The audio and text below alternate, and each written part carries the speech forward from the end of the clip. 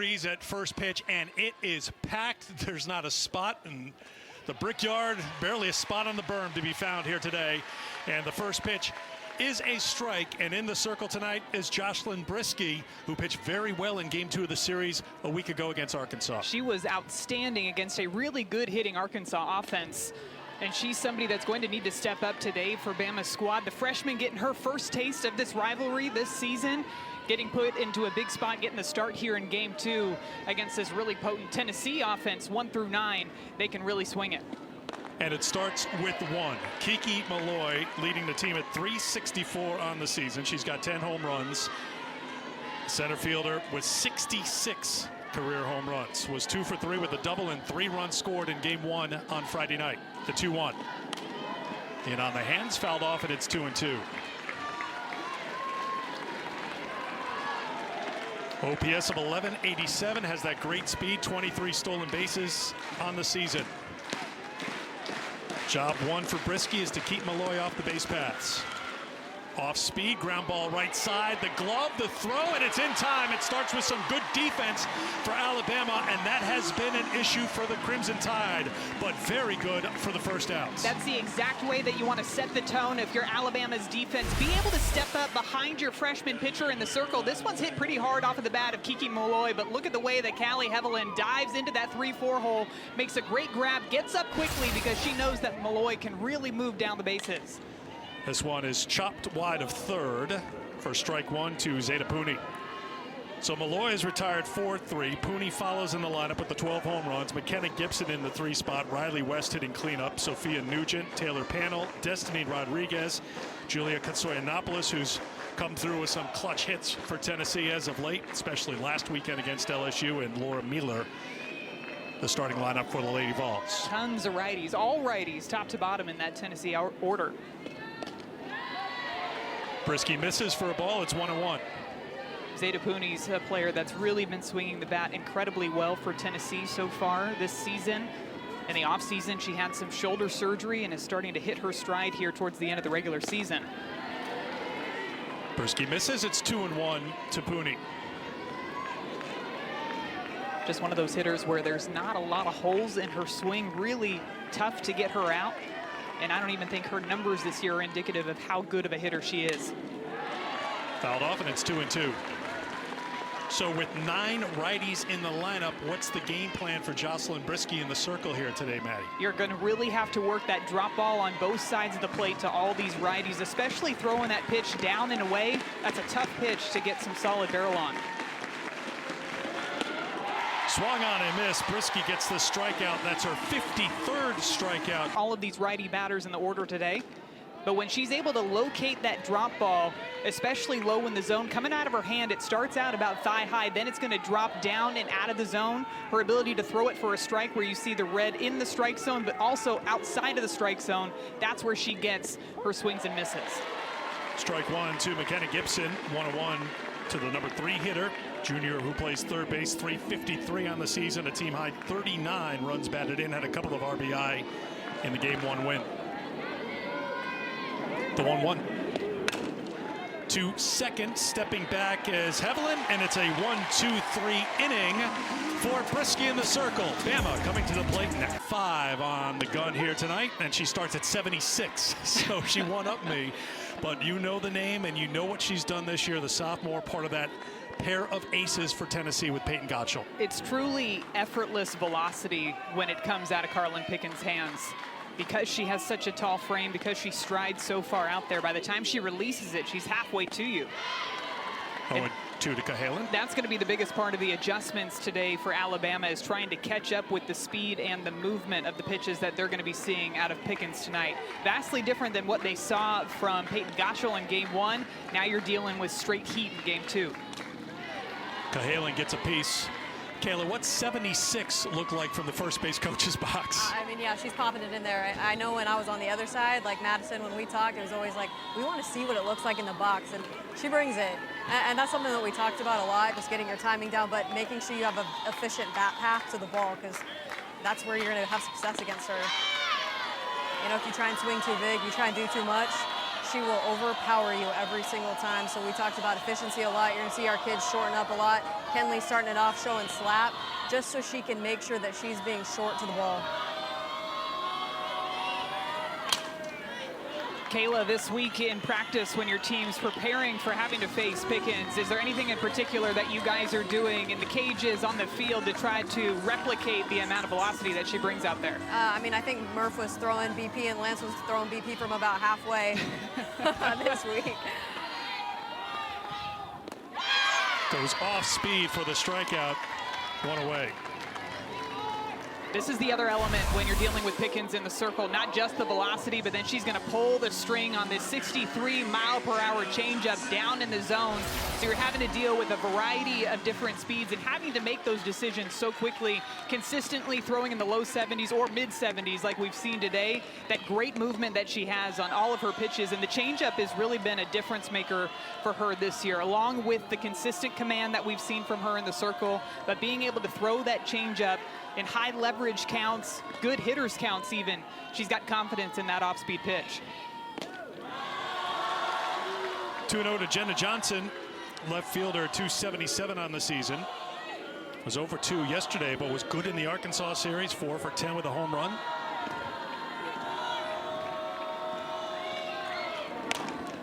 Squibbed right side. Katsoyanopoulos will get to the bag for out number 2. Kayla, you can tell the truth. What is Murph hitting on the radar gun right about now? How close did he have to get to the plate to replicate 75? Oh, I mean, like I said, I think it was, I mean, he was throwing at like 33, 30 feet, something like that. I mean, the fact that he's been throwing BP for that long, I give him kudos all the time, but I don't think it's as fast as it was when I played. No. Here's Kendall Clark. Kayla, speaking of when you played, now that you've been able to watch Pickens down close on the field, is there anybody that comes to mind that had that type of velocity back when you were playing? You know, I think what's different for her is that she keeps the ball really low with high velocity. This has popped up. Hold that thought, Kayla. Yeah. 1-2-3 inning for Pickens. Freshman to step up, and she did, Kayla. Oh, absolutely. She's so resilient. She had a tough outing the weekend before against Texas A&M, but I thought she showed her grittiness. She's a very mature pitcher for a freshman. This is slapped right side and running hard and almost getting there is Lauren Johnson. I want to change track here. The outfielders are your responsibility, right, Kayla? I was about to say that was a great effort from Lauren Johnson. She always tracked that down. She's one of our best young outfielders. She's a freshman, Jenna Johnson's little sister, and I kid you not, that kid shows more potential from an outfielder's perspective than anybody on our roster. She blew us all away in weekend 1, so that was a great effort by her, and she's going to give that to you every single time. So I'm a big Lauren Johnson fan. And I'm a big, her other freshman is Jocelyn Brisky, and they're the only 2 freshmen on staff, or on our team. And those 2 kids are so mature beyond their years. And that's really what set the tone against Arkansas. I felt like for the first time this season in SEC play, she had true trust in her movement. Ground ball right side and through for a base hit. Riley West with a leadoff single here in the second. All right, Kayla, we're going to turn you loose. You got to get to work here. We'll be back with you in just a little bit. Sounds good. I'm going to coach him up. I know, I got you. That movement was something that stood out to me in Brisky's start against Arkansas last weekend, too. And we already talked about the drop ball movement that she has. And that's something that you can see her working to these batters. That one just got away from her a little bit, maybe trying to overthrow a bit in this situation. But her line last weekend went the distance, gave up 6 hits, only 1 earned run to a tough Arkansas lineup. This is slapped right side, and again running after it is Lauren Johnson, and gave a good effort. Sophia Nugent at the plates at 277 on the season. Nugent 1 for 4 yesterday. Tennessee was 5 for 14 with runners on base. They came up with the timely hits when they needed them.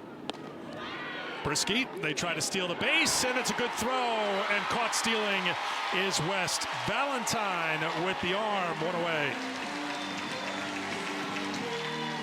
This looked like a read that was coming straight from Riley West. She read this changeup out of the hand. You see the slight hesitation, and then she takes off when she sees the changeup. At that point, it's too late. A good tag by Cahalan. A nice throw by Valentine to shut down that runner at first base.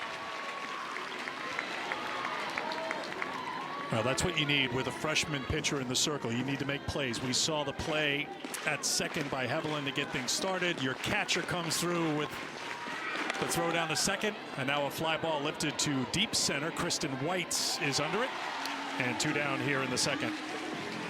And really, for this Alabama team, and Kayla mentioned it, Maddie, that they have 2 freshmen on the roster, but this is a team that hasn't had a ton of experience, and that's shown sometimes for Patrick Murphy's squad, where they've made some mistakes in the field and just the instincts are a little slow to develop, it seems. I feel like it really shows for Alabama this year on the defense specifically. That's where they've had a lot of their troubles.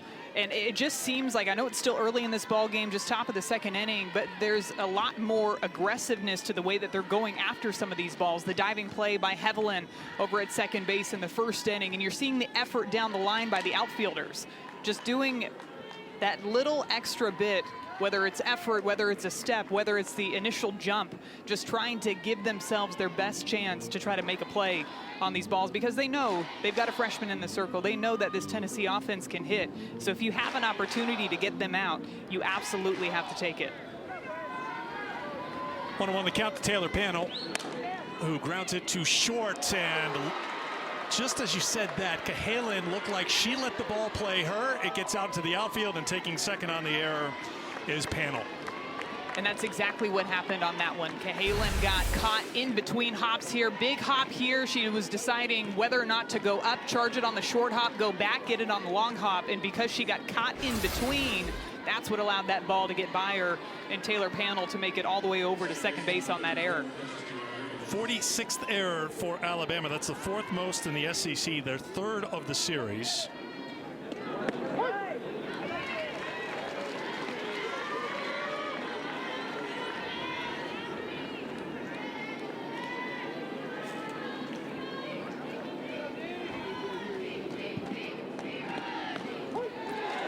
Oh, and 2 the count to Destiny Rodriguez. Rodriguez, sophomore, plays second base, 250 on the season, has some pop with 5 home runs, and Karen Weekly wants to have a quick conversation with the sophomore. That was interesting there. Destiny Rodriguez actually initiated that timeout, maybe just trying to slow things down a little bit after falling behind 0-2. Brisky got the call on that second strike, but it actually looked like she missed her spot a bit. Riley Valentine was set up on the outside part of the plate, missed a bit more inside, but Rodriguez taking a second to gather herself before she steps back into the batter's box. The 0-2 from Brisky.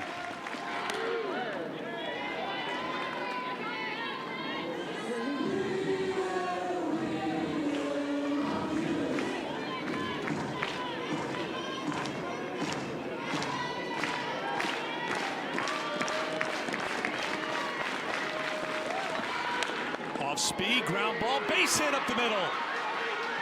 Here comes Panel around the score. It's an unearned run for Tennessee. Rodriguez takes second. It was a good call by Rodriguez to call time, reset, and she delivered. 1-0 Tennessee. A prime example of how if you give Tennessee an inch, they are absolutely going to take a mile. This changeup hangs up just a bit, but a nice swing by Destiny Rodriguez, recognizing that pitch, going with it, driving it back up the middle, and Taylor Panel's going to score easily on that base hit out to center field. RBI number 16 on the season for Rodriguez. 33 wins this year of their 36. Came when Tennessee scored first. This has been a team that's played from ahead, and with this pitching staff, it does not take much for them to feel comfortable and deliver a win.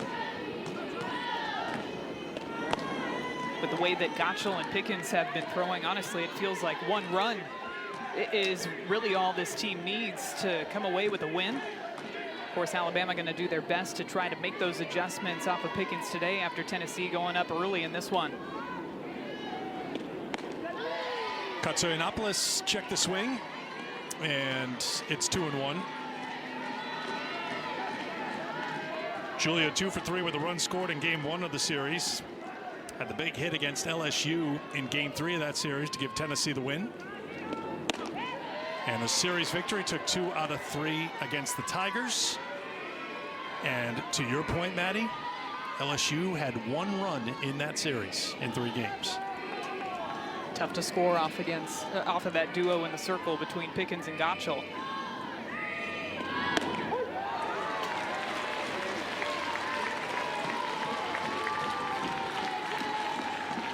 We welcome those of you joining us here at the Rhodes House, Tuscaloosa, Alabama. Eric Freed, Tennessee All-American Madison Shipman. We've got Caleb Breaux, the Alabama All-American and now assistant coach, mic'd up as well. Our show and slap, make sure you're shortening up. Use your grid approach, which is what we call a two-out approach. Bailey Dowling goes the other way and lines out to Panel and right, one away here in the second inning. Just seems it's hard to make good contact against Pickens or Gottschall, the Tennessee pitchers, Kayla, this year. I mean, give them credit. They've got two of the very best pitchers in the country, let alone the SEC. Yeah, without a doubt. And I think, you know, you guys have been talking about it, but they also are so different. So preparation looks really challenging because you face Spinney, you face Deceptive, and then you face Pickens today, who is speed, and then the changeup is the difference maker. I heard you talking about that, Maddie. I mean, the fact that she can throw that, especially locate it like that, that's really tough for a hitter to see. Here's Evelyn with one down. This is for a ball. It's 1-1. Yeah, with that changeup, Kayla, we were just talking about how you have to make a decision so quickly because of the velocity that it makes it really difficult to go up there and even think about the changeup that she's got in her back pocket, especially when she's able to throw it for strikes. Oh, yeah, without a doubt. I mean, our initial approach, because you're going to get fastball more than you're going to get the changeup, so we want to be on time for the fast and then hope that you do recognize and see that changeup. Like that one out of the zone, Callie recognizes it right away, spits on it, no big deal. That's what we want for that changeup and that up pitch.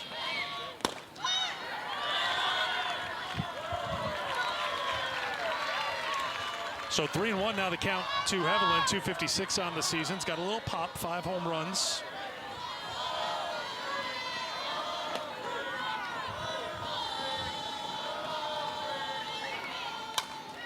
Three and two.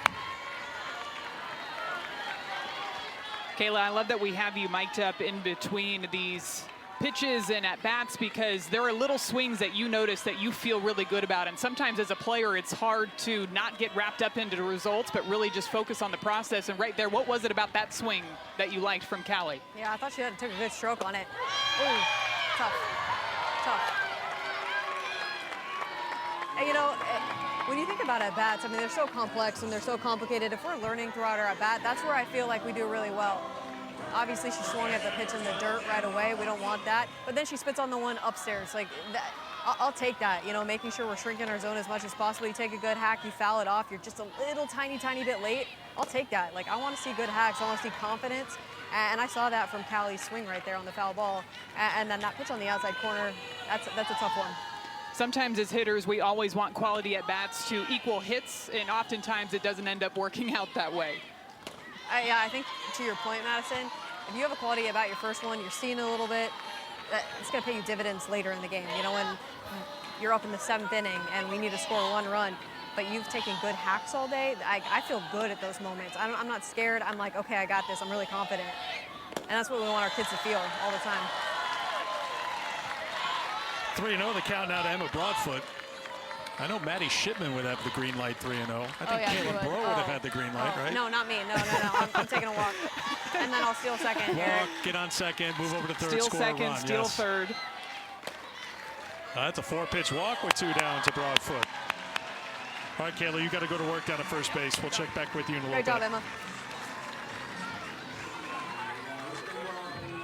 Kayla would have for sure stolen second and then stolen third, and I would have been called for obstruction at second base, trying to field the ball at second. That's all the things that would have happened in that sequence playing against Caleb Breaux. We did talk to Kayla before the game. We said, you know, we'll kind of let you talk to your players down there and not eavesdrop on everything. But I think it was clear from Kayla she would rather talk to Alabama players at first base than us during the game here today. So that would be a good sign for Bama. For her, that meant that people were on base, and she was going to be really excited about that. But I really appreciate her comments about sticking with the process. And it can be tough as a batter, and we've even talked to Coach Weekly about that, about how she's really tried to talk to her team how important it is to stick with the process and not look just at results. That's 6 straight balls thrown by Pickens. It's 2-0 to Riley Valentine. If you're not familiar with Kayla's work, let's get you caught up to date. Like Madison Shipman, a 3-time All-American. standout career at Alabama.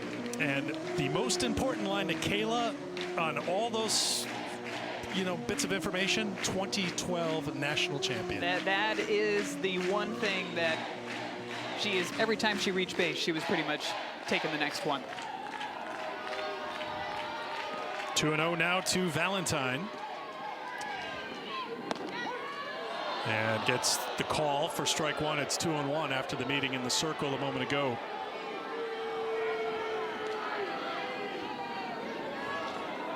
Karen Weekly and her staff and her dugout dealing with the setting sun here in Tuscaloosa. In on the hands, ground ball to Rodriguez. The flip to Katsoyanopoulos to retire the side. We've played that they play behind them, and the offense, it's an offense that can score a bunch of runs. They've got a lot of righties, but they've got some pop, they've got some speed, they've got a lot of players that you just do not want to let beat you. And the combination of everything is what's led to Tennessee's success so far this season. Have to go all the way back to last season in their series against Arkansas. It's the last time that they've lost a series. Arkansas had Shanice Dells, Hannah Camdenson threw great last year against Tennessee, but this Tennessee team just makes adjustments very quickly too. Laura Mueller with the ground ball to second base. Haviland has it, one down here in the third. 2 series ago, they were run ruled by Mississippi State 9-1 in Starkville. Had 3 errors in that game. Karen Weekly was not happy with how that game went, but it was one of her players, Julia Katsoyanopoulos, who spoke up the next day, and everybody was just back on the same page. They got great pitching from Gottschall the next 2 days. Took 2 out of 3 in that series against Mississippi State, then 2 out of 3 last weekend against LSU. The leadership is another element too that stands out. That's not going to pop up on a stat sheet, but they have a bunch of leaders on this team. We're looking at one right now, Kiki Malloy, definitely the vocal leader of this Tennessee team. Riley West is another one that comes to mind. You mentioned Julia Katsoyanopoulos. A lot of veterans, players that have been around for a while, and just really doing a nice job of keeping their team on track. You're not going to win every single ball game, but how do you respond the very next day? That's what's the most important. 2-1 the count to Malloy, who was robbed of a hit by Haviland in the first.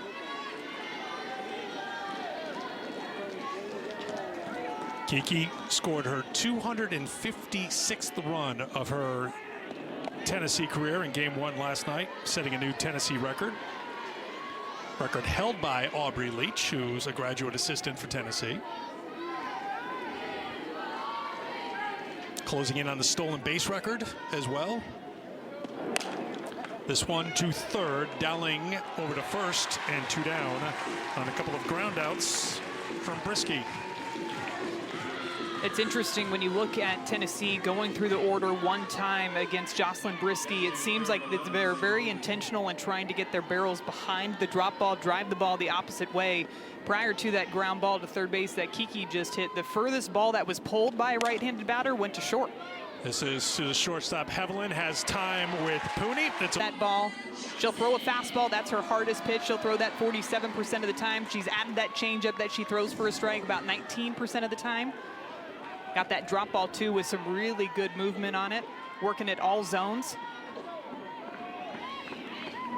Combo of everything that's made Pickens very efficient so far this year. Really worked on her command as well. That's something that was a point of emphasis in the offseason.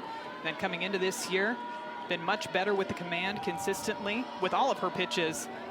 But like we talked about earlier, it's the command of that changeup that I really think has elevated her to a new level. Foul ball by Lauren Johnson, and it's 1-1 leading off here in the third inning. It's interesting too because you look at this pair of aces. It was Pickens game 1, Gottschall game 2, but then last weekend Karen Weekly mixed things up, went with Gottschall game 1, carried a perfect game into the 7th inning, and then Pickens started the next 2. Chopped up the middle. Moving over is Mueller on the first. One away. Good defensive play by Laura Mueller. This is the type of defense that you love to see step up behind Pickens too. This one not hit hard off of the bat. Mueller has to work a long way, but look at the arm angle. She knows she's not going to have time to completely turn her body, so she goes with that submarine angle, throwing it almost underhand over to first base. It's a really nice play by Laura Mueller at short. Of course, Laura had great success playing in this stadium a season ago for Middle Tennessee in the Tuscaloosa Regional. They got to that Game 7, the regional final against Alabama. Mueller all-tournament team. Had 7 hits and a couple of home runs in the series. You can see what she can do in the field. Tennessee's starting shortstop. Here's Kristen White. Caleb Bro told us earlier when she was going through the lineup about putting some speed at the bottom of the order for Alabama tonight. White trying to get on with the slap now down to the count 0-2. Alabama just trying to mix things up a little bit, doing whatever they can to get people on base, to try to produce runs in different ways. Not a ton of home run power top to bottom in this order, but there are a ton of different ways that you can score runs in this game. Doesn't always have to rely on the home run ball, but you can play a little bit of small ball, put some pressure on this Tennessee defense, and that's what the speed of Kristen White will do. 37 home runs as a team for Alabama. That's tied for 8th in the SEC. By comparison, Alabama hit 5 homers today. Georgia rather hit 5 homers today. They have 75 now on the season, more than twice the total of Alabama. How about that Georgia offense waking up at the right time for them? Been a little bit slow recently, but those 5 home runs, 2 of them coming from Sarah Mosley, Jaden Field, Sydney Kuma, Jada Kearney all getting in on the home run action today. White lets it go, and the count now full 3-2 to the number 9 hitter for Alabama. Pretty sure Sarah Mosley parked one on their new facility that's being built out in left field. It's a good thing it's a hard hat area. Absolutely. The 3-2. Slap to Gibson. Over to first, 2 down. We have a special. Back to the top of the order. Here's Cahalan. Take strike 1.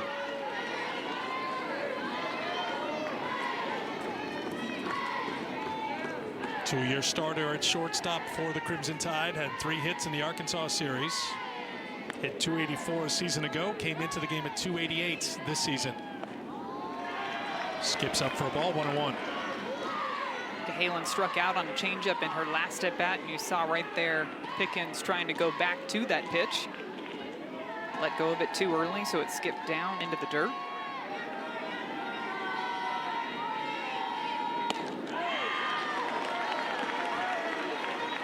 Command's not quite as sharp as we've seen from Pickens throughout this year, maybe some of her better games, but she's still doing a nice job of not letting it snowball out of control. You can see that ball to strike total just about even.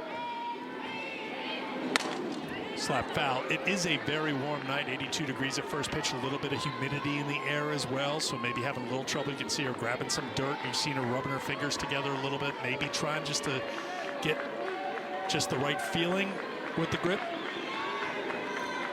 2-2. We'll do it again. She's still pumping in that 75 miles per hour consistently. It's pretty incredible. Whether you have a good grip or not, it doesn't matter. We will talk to Carlin's head coach, Karen Weekly, before the start of the next half inning. Off speed, rolled to first. Katsoyanopoulos gets the tag to retire. Of the 1,300 win club, Karen Weekly. Wait, first of all, 1,300 wins. How did that happen? That was in a blink. How does it feel to you? Well, it means you're old, and it means you've had a ton of great players. True. And a lot of people surrounding you, staff, administration, everybody. And, you know, don't forget Ralph. I mean, he was alongside me for the majority of those wins, but it takes a village, and we've had a great one here at Tennessee.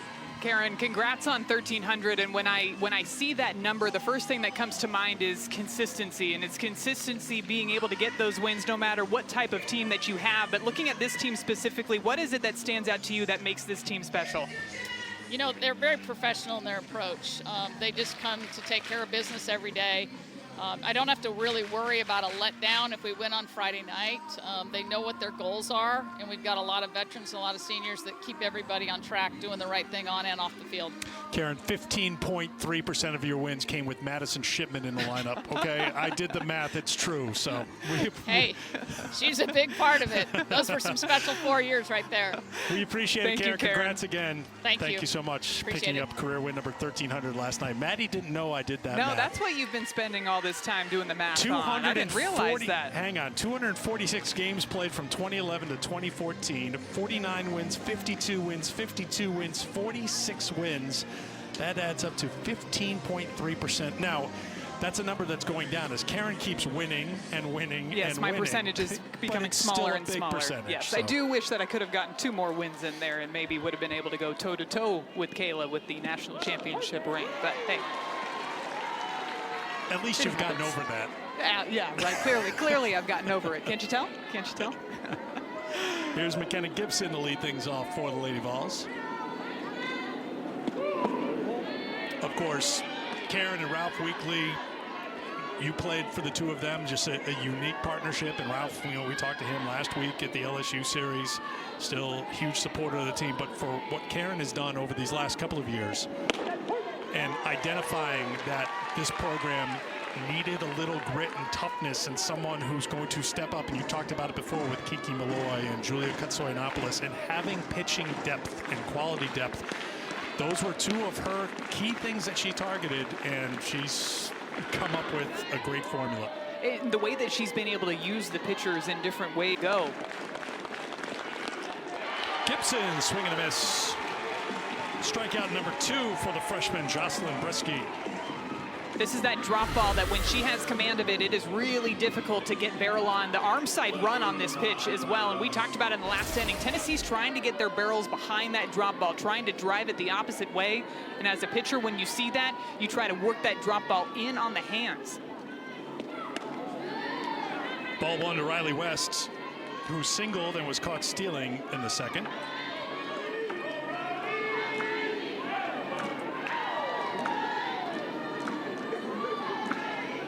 The 1-0. 1-1. Brisky picking up her second SEC Freshman of the Week award after that Game 2 win against Arkansas that we talked about with Kayla Bro earlier. Went the distance, gave up just 1 run. And Maddie, you were doing that game in Fayetteville. 6 singles. It was a tremendous performance against a very good Arkansas team. 1-2. Arkansas is a pretty righty-heavy team, too, but what stood out to me, and even talking to Coach Murphy about it before this series this week, he said that she was constantly getting ahead of batters, like we've seen now to McKenna Gibson and to Riley West to start off this inning, getting ahead and working from ahead. Swung on and hit deep to left field, drifting back, and it is gone. On a 1-2 pitch, Riley West hits her 10th home run of the season. 2-0 Tennessee.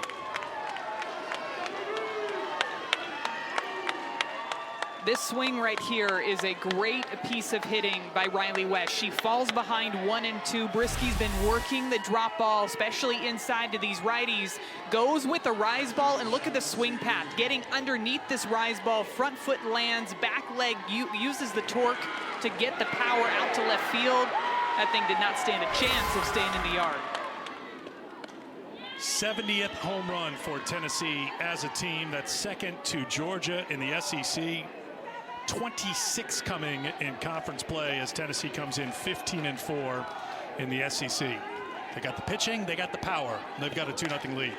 Ground ball to third, bobbled by Dowling, but enough time to get Nugent 2 down. Don't forget about the speed, too, with Kiki Malloy. When she reaches the base paths, she is a definite threat to steal. And when you have somebody like that to be able to reach base as often as she does, it makes the job a little bit easier, too, for the other batters in this lineup. Between Riley West and Zeta Pooney and McKenna Gibson, Sophia Nugent, players that have the opportunity to score people with runners in scoring position because somebody like her is at the top of the order. Strike 1 to Taylor Panel. And talk about adjustments, Madison. I know yesterday was Beaver in the circle. Riley West is 0 for 2 with a couple of strikeouts last night. You fix things, you get out there, you hit a home run the next day, and you give your team a 2-0 lead. As a model with them, Kayla Beaver is modeling the Murph bobblehead. I got to say, I've seen some bobbleheads that don't look anything like the subject. You must have had a hand in design here, Murph, because it looks good. I did not. Dan Heck, who's our athletic director for marketing, Joy Grace Webb, does a great job. But what an incredible atmosphere. I think 4,400 people, great weather, and we need to score some runs right here. And, Coach, you know, I was just going to ask you about this crowd and how much that it impacts your team in a close game like this in a rivalry matchup. It's huge, and you played here. This is the best crowd in terms of They feed off of us, we feed off of them, but we need to give them something to give us some more energy. We need a rally here because they will bounce it right back to us on the field. Tell Kayla, what a wonderful job. They say you're doing a wonderful job. There you go. Hey, Price is right. Price is right in her future. There you go. Hey, thanks for being here, guys. Thank you, and we thank your bobblehead and your bobblehead holder, and maybe the proudest moment that Kayla Beaver has had here, and she's had some great moments in the circle pitching for Alabama this year. She was fired up to hold that bobblehead. She's been waiting all game to be able to hold that Murph bobblehead while he's been doing the interview. Apparently, there's such demand for the bobblehead. It's not everybody. I think it's the first 400, 450. They're giving them out on the, I guess they give you a ticket and you claim it on your way out. We did hear there was a mad dash Yes. to get to the tickets for the bobblehead. I think it's to prevent the very robust resale market for getting too hot before the end of the game, because those things are going to be collector's items.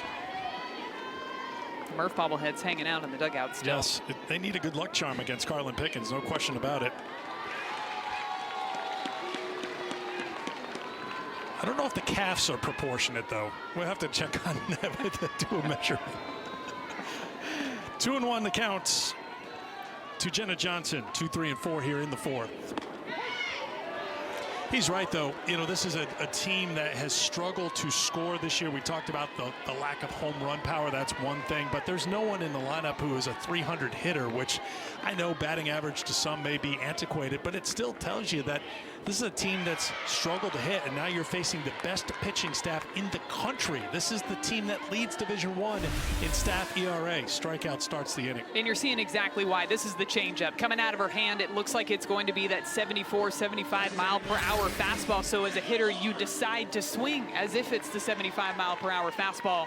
And by the time you realize it's the changeup, it's far too late. Chop to third, and Kendall Clark is retired. 2 down quickly here in the fourth. Yeah, it's pretty impressive, though, the timeliness of some of Alabama's hits that they've gotten throughout the year. There have been 21 games in which they've recorded 5 or fewer hits. They've won 10 of those 21 games. Not too many people can say that they would have won the majority or half of the games in which they only had 5 or less hits. Yeah, they found a way. Another area where they have found a way to be in the conversation is when you talk about hosting for a regional, their RPI is 10th coming into today. Strength of schedule's up there, yes. too.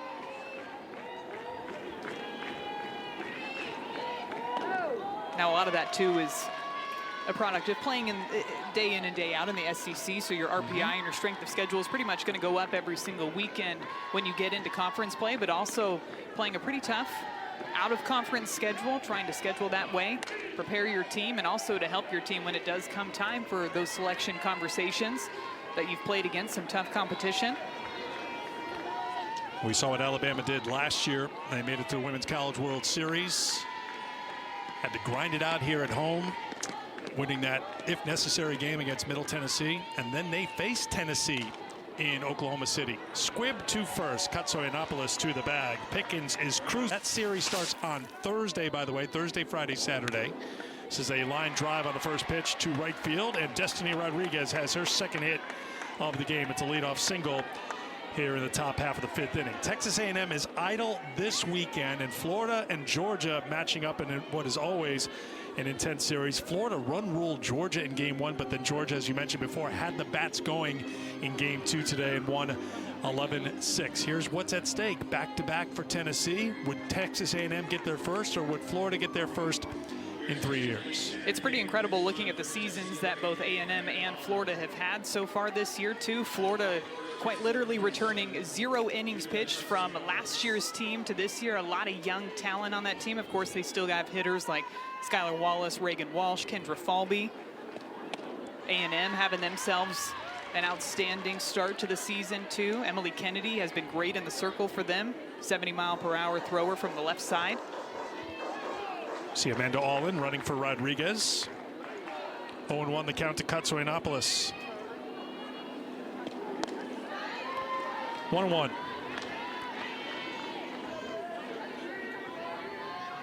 Katsoyanopoulos lined out to first her first time. So Florida and Georgia will play for that series noon Eastern time tomorrow. Florida's won 5 of 6 SEC series. That's been their formula through the years. Just keep winning series. It may not be a sweep, but you look up and Florida's won another series, and they'll have a chance to do that tomorrow, even though they lost today. And they've got a duo in the circle, too, between Keegan Rothrock and Ava Brown that they're working back and forth. Like I mentioned, both freshmen for that team. Katsoyanopoulos swing and a miss. It's 2-2. But it's been the offense that really has been stellar for Florida from the start of this season till now. That great combination of power and speed. They've gotten a couple of really big transfers over into their program this year between Corby Otis and Jocelyn Erickson that have stepped up in the middle of their order. Corby Otis running away with the batting crown right now in the SEC. Transfer over from Louisville. Arkansas has knocked off LSU already today. They beat Kelly Lynch, who's been tough to beat as of late. 4-1 was the final, so they've won that series. Hannah Gamble had an RBI single in the 7th inning last night to give them the Game 1 win. 2-1 was the final. They'll go for the sweep tomorrow. And this is LSU's last SEC series of the season. Their bye week next week. They'll play Liberty in a non-conference series to close out the regular season. 3-2. Slow roller too short. A long throw across the diamond, not in time. Katsoyanopoulos beats it out. And the first 2 are aboard here in the 5th for Tennessee. Katsoyanopoulos being able to leg this one out is a product of where Kenley Cahalan was starting at the beginning of this play. You notice how far up the middle she was, pinched up the middle, respecting the speed of the pinch runner Amanda Allen coming into play. So she had to go for the backhand on this ground ball that off the bat looks like it was going to, which means she was on time, right? And if you're going to be a pinch runner like Allen is used most of the time as Mueller tries to lay down a bunt, pulls it back for ball 1, you have to have that timing perfect, because teams, even if they don't feel like maybe she didn't leave, you're going to take a chance, and we've seen that time and again. And all in credit to her holding the bag right to the last split second. Mueller with the bunt, the sacrifice successful. 2nd and 3rd, 1 down for Tennessee as they move to the top of the order in Kiki Malloy. Some fundamental softball right there from Tennessee. Laura Mueller is a batter that has a ton of pop in the bottom of this order, but she knows how important it is to get that sacrifice bunt down to turn the order over to the top. Now you've got to deal with Malloy, Pooney, and Gibson with runners in scoring position. Couple of ground outs for Kiki tonight. This is grounded to 3rd. Dowling checks the runner, and Malloy is retired. A big out there for Brisky, 2 down. How about Brisky stepping up again? This is that drop ball low and inside. You mentioned the 2 groundouts prior to that at bat for Kiki. They went in the exact same spot. Another ground ball over to 3rd base, and a quick out number 2. But here is Zeta Pooney, 3 for 4 in Game 1 yesterday, including a 2-run home run. And perhaps sensing that, time is called, and Lansing 300 right now. She's been a good hitter with 2 outs, 375 with 2 down, and she takes strike 1.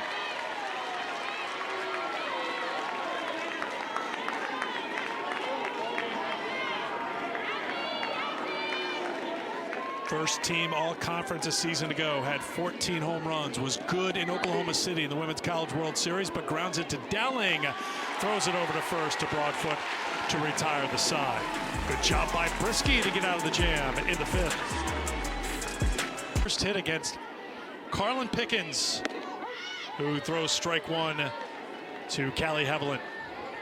Haviland leading things off here for Bama, down 2-0 in the bottom half of the 5th inning.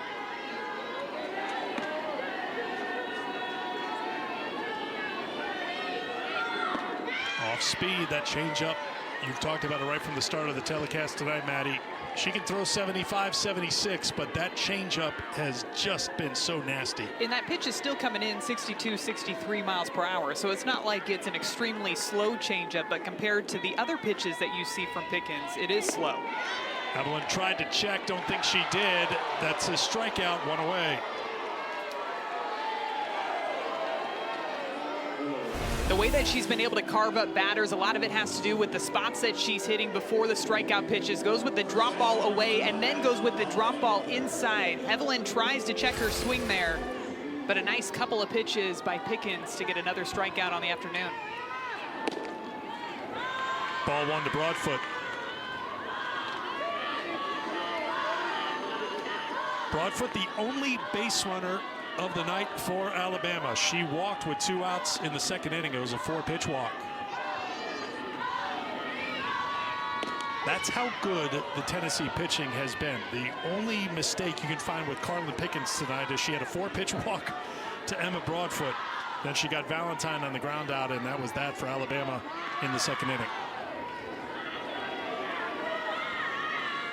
The 1-1.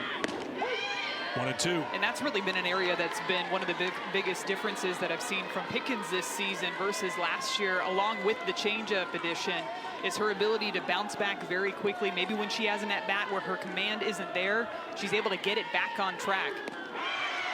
Again with the changeup, another strikeout. That's number 5. Back-to-back strikeouts, 2 down. And able to throw it for strikes.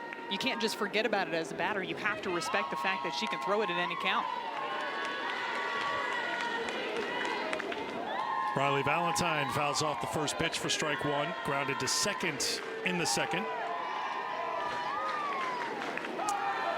Oh, it has finally arrived. The moment is here. The bobblehead distribution process has begun. That's skipped up by Pickens, 1-1. He's putting it away for safekeeping. Gonna put it back in the box. Yep. All sorts of strategy going on and off the field. I think today. they're all agreeing with me that, like, Patrick Murphy must have had a hand in the design process to make it look good. So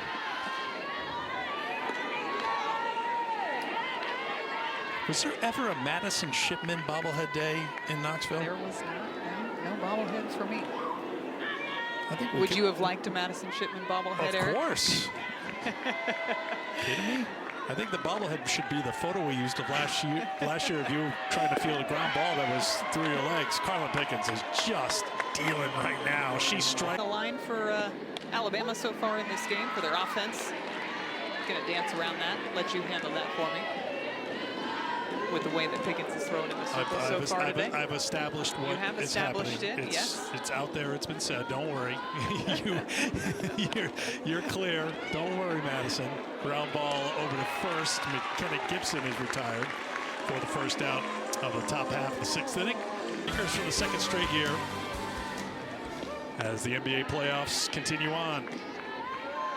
Ball 1 to Riley West, who hit her 10th homer of the season her last time. She's 2 for 2 tonight.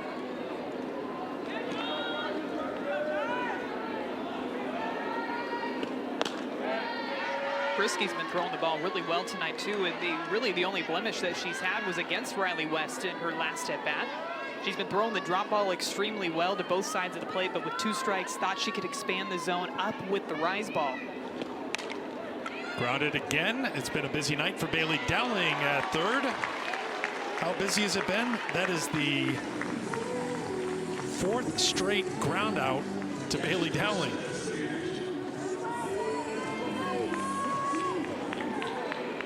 Two down for Sophia Nugent.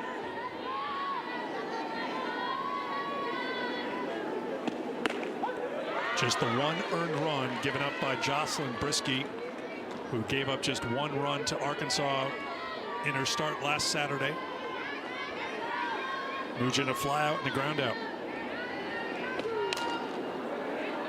0-2.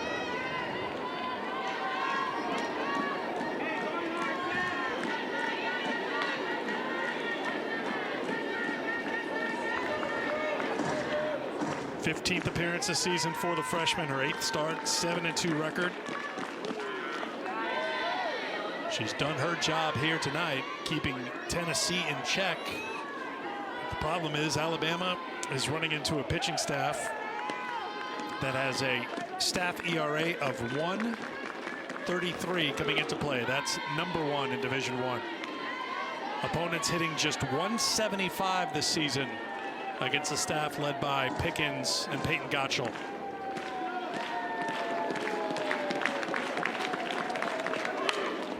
Grounded to who else? Bailey Dowling. Been a busy night for her here in the 6th. Johnson, White, and Cahalan. Strike one to Lauren Johnson, who grounded to short her first time.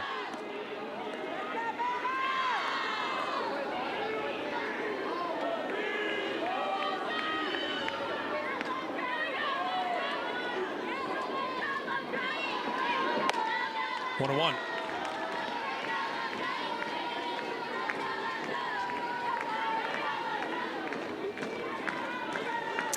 Last week against LSU in game 1 of that series, Peyton Gottschall set the tone, carried a perfect game into the 7th inning, lost it in the 7th.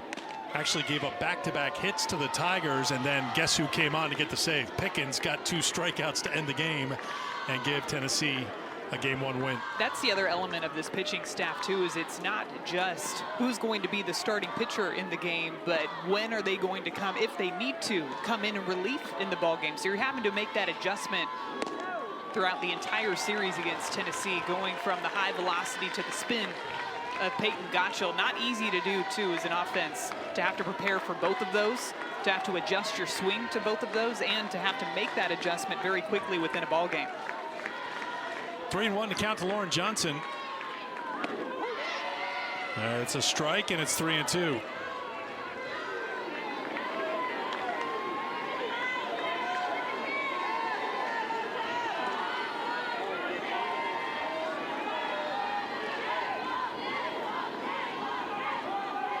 Johnson battling at the plate, trying to get aboard. Time is called by the batter and the pitcher pretty much simultaneously. Get a runner on here for Alabama, you bring the tying run to the plate. That's how tight it is right now here in Tuscaloosa. Grounded to the shortstop. Mueller over to first. 1 down here in the 6th. They scored an unearned run in the 2nd. Riley West added a solo home run in the 4th. That is it for the scoring.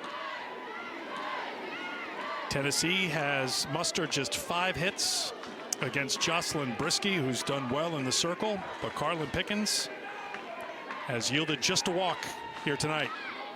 Looking for the bunt single. This is going to be a base hit for Alabama. The number 9 hitter, Kristen White, is aboard. And Alabama will get the tying run to the plate here in the 6th. We heard Kayla Bro talking about it at the beginning of the ball game, why they had Kristen White in the lineup tonight, and it's for at-bats like this, to be able to put the bunt in play, make something happen. She has so much explosive speed moving down that baseline. That's what they wanted from her in that 9 spot, and she gave it to them when they needed it. Anyway, anyhow, get on base. So the first hit of the night comes with 1 out in the 6th, and top of the order now. And Cahalan a line drive to Gibson, and she'll get the double play. Cahalan It as much as they possibly could. In order to break it, you got to do what you got to do, right? Panel trying to bunt her way on, and she will. A leadoff bunt single for Taylor Panel to start things here in the 7th. Breaking up that no-hitter, I'm reminded of a similar strategy of a game that we called a few years ago with Florida and Amanda Lorenz in the dugout, and finding whichever microphone that she possibly could. Was not wearing a mic she like was not Kayla wearing a is mic. today, yes, but Amanda, correct. the savvy veteran that she was, Yes. knew where to find a boom mic on the field. And it was Cheyenne Lindsay that broke up the no-hitter. I want to say they were playing South Florida against Georgina Corrick in the circle too. You're right. Your yes. memory is outstanding. Oh my gosh. Holy cow. That is 100% right. Yeah, Amanda leaned in and tried to say no-hitter, no-hitter, just speak it into existence to break it up. Yes. Soft liner back up the middle, gloved and trying to flip it over. Unsuccessfully as Hevelin holding at second is Panel. So a threat going for Tennessee here in the 7th, looking for some insurance. Bunt base hit by Panel, and then Rodriguez, who's been swinging it really well tonight. Almost looks like that might have been deflected by Brisky in the circle. Good effort there by Hevelin, trying to flip while she was on the ground with that diving stop over to second base. Just not able to make the play. Rodriguez with her 3rd hit of the night. Destiny 3 for 3. Popped up on the right side, infield fly, and Emma Broadfoot has it, and there is out number 1. Ian App. Those two teams getting that series going today. Alabama looking for 2, 6-4-3 to retire the side. Velocity, she'll throw up, she'll throw down, and she's got an off speed. Peyton Gottschall does the same thing. A lot of spin, likes to throw that curveball up in the zone, down in the zone, has added 2 off-speed pitches to her repertoire this season. Swinging at the first pitch, a foul ball. That's a foul ball. Jenna Johnson, strike 1. It's the variety of different pitches and just how vastly different the velocities are with each one of them, that as an opponent, you try to prepare for everything that you're going to see during the week, but then having to make those in-game adjustments when you see the starting lineup for Tennessee come out. How quickly can you get your bats on time for Pickens' fastball? Grounded to Gibson over the first, 1 down. Johnson is retired. Tennessee with 18 shutouts for their pitching staff this season. When this team plays loose, they play very confident, even with the way that they walk out onto the field. Peyton Gottschall has this aura about her when she's out there in the circle to waste no time in between pitches. She gets right on that rubber and she just fires it in there. Kendall Clark takes ball 1. Another thing about Tennessee pitching too, Madison, is as the crowd here at Alabama tries to push their team forward here down 2-0, they pound the strike zone. I mean, their strikeout to walk ratio is #1 in Division I, 4.5 to 1. You're going to see something around the plate, but there's so much movement and just that variety from Pickens. It's not just trying to blow 76 by you every single pitch. You talked about the motion, the movement of it, and just mixing those speeds makes her so hard to hit. Well, I think you hit the nail on the head, too. It's just limiting the free passes, too. And they've got their defense making plays behind them. It's the trust that they have in the rest of the team and the offense.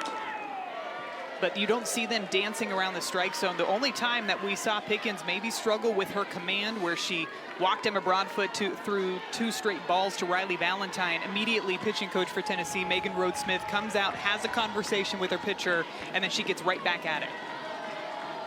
The 1-2 pitch to Clark.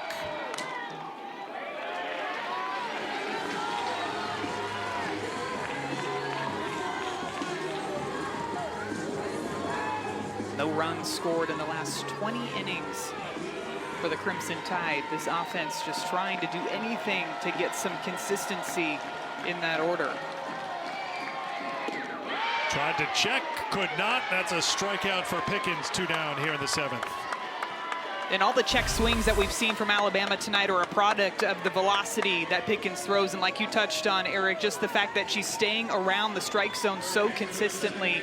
You're making decisions much faster than you normally would. And so then you're going to see those check swings maybe trying to hold up at the last minute.